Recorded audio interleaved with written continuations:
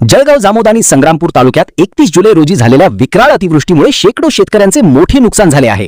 उभी पिके वाहून गेली, हजारो एकरांवरील सुपीक माती खरडून गेली, तर अनेक ठिकाणी शेतीचे अस्तित्वच धोक्यात आले आहे।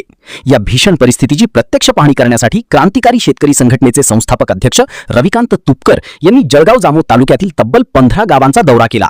भेंडवळ खुर्द, भेंडवळ बुद्रुक, चावरा, इलोरा, मढाखेड खुर्द, पळसखेड, येनगाव, वडशिंगी, उटी खुर्द, उटी बुद्रुक, निंभोरा बुद्रुक, खेरडा बुद्रुक, सातळी आणि इतर गावांमध्ये जाऊन त्यांनी पूरग्रस्त शेतकऱ्यांच्या बांधावर प्रत्यक्ष पाहणी केली।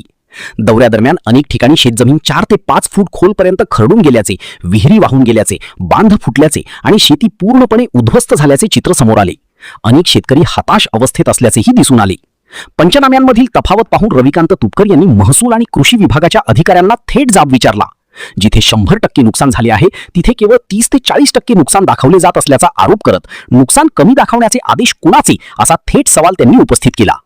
तुपकर यांनी सरकारला इशारा देत सांगितले की पंचनाम्यांमधील विलंब आणि आकडेवारीचा खेळ तातडीने थांबवावा।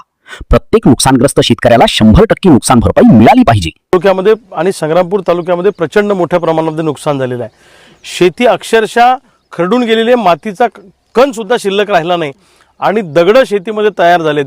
धरणांचे नदीचे प्रवाह त्या ठिकाणी शेतीमध्ये तयार झालेले आहेत। मोठ्या प्रमाणात नुकसान झालेलं आहे। आज मी जळगाव जामोद तालुक्याच्या दौऱ्यावर गावोगावी जेव्हा ही परिस्थिती पाहतो तेव्हा अक्षरशः डोळ्यातून पाणी आल्याशिवाय राहत नाही आणि सरकारचं नुकसानीचं धोरण जे आहे ते अत्यंत चुकीचं आहे। आमची सरकारला विनंती आहे की जेवढं नुकसान झालं तेवढी 100% नुकसान भरपाई मिळाली पाहिजे आणि शेतकऱ्यांना कुठल्याही प्रकारची अडचण येता कामा नये। याच्यासाठी नदी खोलीकरणाचा प्रकल्प प्रोजेक्ट एक मिशन म्हणून 5 वर्ष सरकारने राबवला तरच या शेतकऱ्यांना दिलासा मिळू शकतो। नाहीतर दर 2 वर्षाला अशी ढगफुटी झाली तर जळगाव जामोद आणि हा संग्रामपूरचा परिसर या भागात एखाद्या वेळेस जर अति ढगफुटी झाली तर माणसं सुद्धा राहणार नाही अशी अवस्था आहे। शेती तर सोडूनच त्या जनावरही राहणार नाही।